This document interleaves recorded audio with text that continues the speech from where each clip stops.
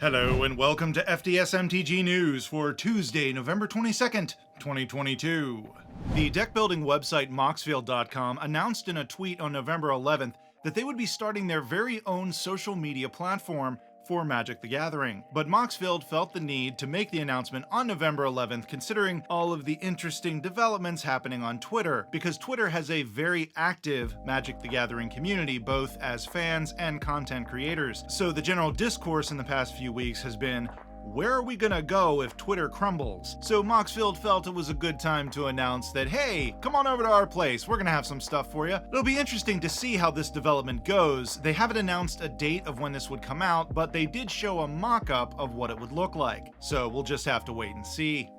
On Friday, November 18th, Kyle Burton, the person behind CardConjurer.com, a website where you could make proxies of Magic cards, announced that they were shutting down the site in response to a cease and desist letter they received from Wizards lawyers. They received the cease and desist because allegedly Card Conjurer was infringing on Wizards' copyright and trademark. Kyle responded that they believed that they were within the fan content policy and not infringing on the copyright. Kyle also asked why Wizards was sending a cease and desist to Card Conjurer but not other custom card websites. The response from Reynolds Law, the firm representing Wizards of the Coast, said that Wizards enforces its rights as it deems appropriate.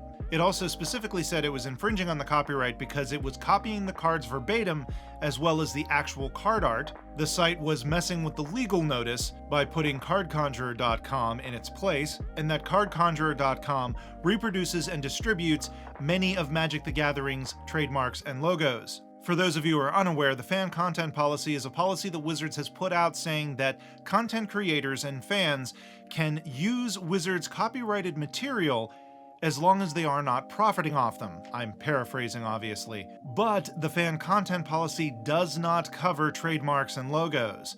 Essentially, you're not allowed to use the magic backs, any of the mana symbols, the magic symbol, the planeswalker symbol, those sorts of things. It'll be interesting to see if other custom card websites start receiving these cease and desist letters. Jumpstart spoilers have begun, and today I'm just gonna highlight one card because it's Thanksgiving this week in the US, and I've got a family that might leave if I don't go upstairs every once in a while, so yeah. But I did want to highlight Ashcoat of the Shadow Swarm. It's 3 and a black for a 3/4 legendary creature, Rat Warlock. Whenever Ashcoat of the Shadow Swarm attacks or blocks, other rats you control get +X/+X until end of turn, where X is the number of rats you control. But wait, there's more. At the beginning of your end step, you may mill 4 cards. If you do, return up to 2 rat creature cards from your graveyard to your hand. My Pack Rat deck just got a new toy. I guess I should also mention this card, Pirated Copy, because that name is just glorious. Did you hear? Someone was disqualified from a tournament at Dreamhack on Sunday, November 20th because of Secret Lair foils. It was only a matter of time.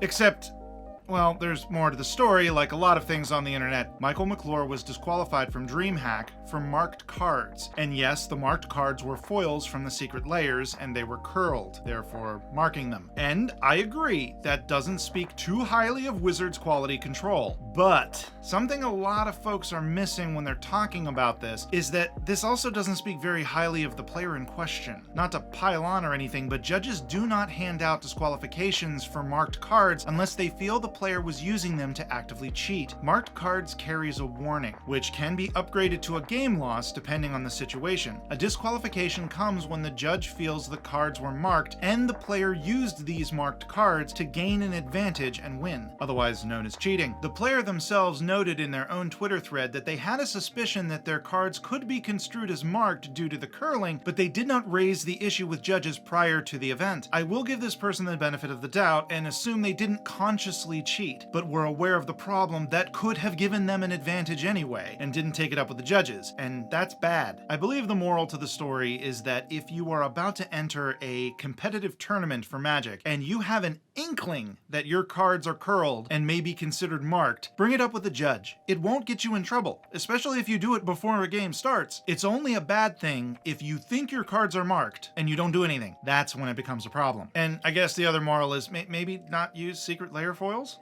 or really any foils, if you can avoid it. I also believe that Wizards should get off that pile of money they are lounging in and figure out how to fix this curling problem across the board. But yeah, I know, it's a complicated issue, and it's probably not gonna happen.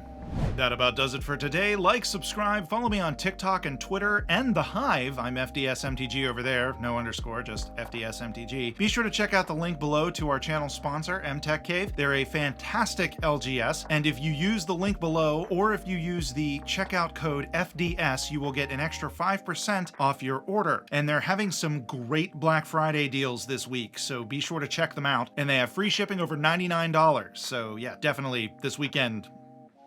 Link, click it, and yeah, that's about it. So y'all have a wonderful day, and click stuff, all the stuff. Just click it all. The deck building website Moxfield.com announced on November 11th via a tweet that they would be. Apparently, this has been a project that has been in the works for a while, but they felt the need to make the. On Friday, November 18th, Kyle Burton, the person behind CardConjurer.com, said that they were. But I did want to highlight Ashcoat of the Shadows. Did you hear? Someone was disqualified from the tournament at Dreamhack? Dreamhack. Someone was disqualified from a tournament at Dreamhack yesterday, November 2020 something. It was a day in the 20s. Of November, and the player used those marks cards. I believe the Moyle. This show is part of the CIP network, inspiring creativity, one episode at a time.